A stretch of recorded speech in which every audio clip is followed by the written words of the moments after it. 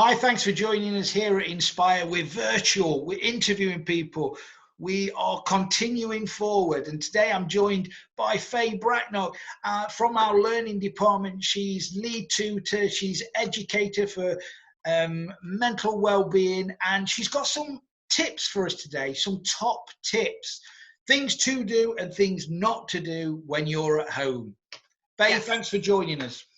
Hi, thanks for having me again. Right, okay, I'm sitting comfortably. I want you to give me all them top tips on what I should do and shouldn't do. Go for it. Lovely. Well, hi, Neil. Thank you. So, yeah, do's and don'ts while we are at home. You might be working from home or you might be self-isolating. So, first thing we need to do, I spoke about this on the last video, get moving, be active. With that as well, our diet needs to be good. We need to eat healthily. So, with that, that could be plenty of fruit and vegetables, plenty of nutrients, and think about our gut health as well. You know, what is good, for us, what foods make us feel good, what foods don't make us feel good. Cut down sugar, alcohol and caffeine. Now I know that's a big don't. It's very easy when we're isolated to reach for that glass of wine. Yeah. I know, it is something that we can do in moderation, but sugar, wine, beer, all those things, reduce them. Yep. And up your fruit and vegetable intake. Okay, so that's my top tip with the do's and don'ts for that. Don't be a couch potato, get out and keep moving, or if you're inside, do it indoors. So that's the first thing. What I want to talk about as well is if you are working from home, do set healthy boundaries. Really, really important that we don't overwork. I've been talking to a lot of colleagues and we don't seem to be having a problem with motivation. What we seem to have a problem with is people overworking and working till 10, 11 o'clock at night. Now that's fine if that's a one-off, maybe we're more productive at that time, but it's not a great routine to get into. So my advice would be work between the hours of maybe 8 and 7, so not that whole time because that's far too long, but flexible working between those times and have a cut-off time. Yes. So yeah. It is, yes, certainly it is. It's having that cut-off time, isn't it? Yeah. Otherwise things start to bleed into that free time and whenever that might be. No, that's a great tip. Thanks for that. Real good. So that brings me on to my other top sort of do as well. Do try and have some fun, because if you can inject some fun into your daily routine, whether that's free time or work time, that has been proven to eliminate stress. So if we want to eliminate stress, what gives you some joy?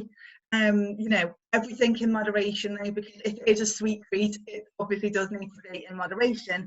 But think about, have some fun every day. That links into another do as well, actually, about learning a new skill.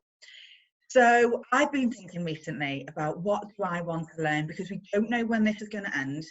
And as I'm an educator myself, I think it's really important that we learn something new. So I'm not quite sure what it is yet, but maybe on my next video, I'll tell you the skill that I may learn. But that as well is something that you can do in your 10-minute breaks as well. And then if you have a cut-off time from work, you can go and do your new skill. Makes sense, definitely. Yeah, which then brings me on to a don't, which is try to eliminate screen time on your downtime. So when you're not actually working, try to spend a bit of time away from a screen. We call it a digital detox. So try and do that as well. Yeah, that sounds really good. I think it's downtime away from your screen time. I like that. I think you need to try that, because that's a good downtime away from your screen time. Absolutely, at least an hour a day, no screen time. And then the other thing as well, two more don'ts really, I think are really important to me. So when we think about mental health and well-being, it's very important not to bottle up our feelings. We are all in the same boat with this. This virus has affected us all in different ways. No one is reacting the same way mentally to this. So sort of put the physical to one side for a minute, but people are coping differently. we need to talk about it. We need to be able to talk to colleagues, talk to friends. If you're feeling overwhelmed or you're feeling anxious or depressed, please talk to somebody. Don't bottle it up, because what you resist will persist. Yes, that's it. So Key please do. on there. Yeah, really do. And if you feel that you're making mistakes with work, or I mean, there's lots of new things that are happening at the moment anyway, getting grip with maybe IT systems, for example, don't chase perfection. Yeah. Because people will make mistakes. I know I have made lots of mistakes already trying to figure things out, but please don't try and be a perfectionist and bottle up all those feelings, because we're all in this together. Okay, they will be my big things. And the last thing to do is practice self-care. And I will give you some details on that, Neil, for the links in the whether the links are going to be up here or down there. I will give you wherever they're going to be. I will give you some really great tips on self-care. So they're my biggest things when we're in isolation.